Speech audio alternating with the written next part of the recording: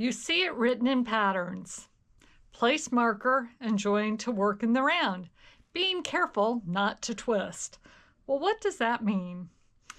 Join to work in the round means we're going to join one end to the other end and they'll become a circle. Do not twist means we don't want the stitches to be rotated around the needle like that, because once you do that and once you start knitting, there's not really a good way to untwist it. There are some little tricks in the very first round, but best not to do it at all. And know that you will do it sometimes, because we all do it. We all accidentally twist our knitting. And you just want to look at this cast on edge and just follow it with your finger all the way from one needle tip to the other and make sure that it's not twisted. So that looks good.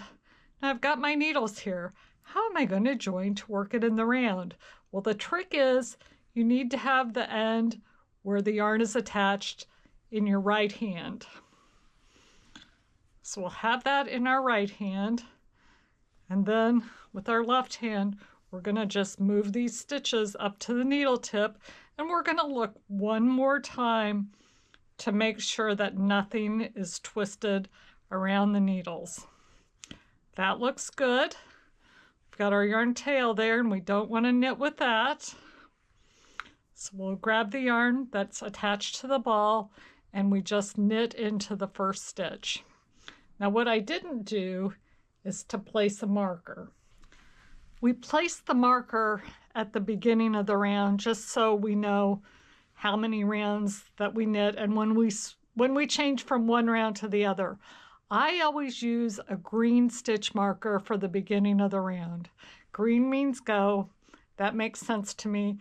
In this case, it doesn't contrast a lot with the yarn, but I always know that the green stitch marker is the beginning of the round. So we knit into the first stitch and that connects. You will see probably a little bit of a gap for the first couple of rounds, but that goes away once you've knit a little more. This pattern actually starts with knit one, purl one. So I knit two there.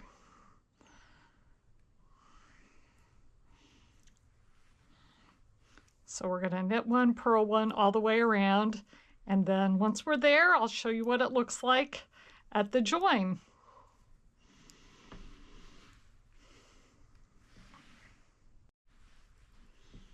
Okay, we're almost to the beginning of the round, or the end of the round with the beginning of the round marker.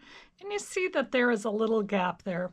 That's normal. Don't even worry about that. We'll tighten that up as we go.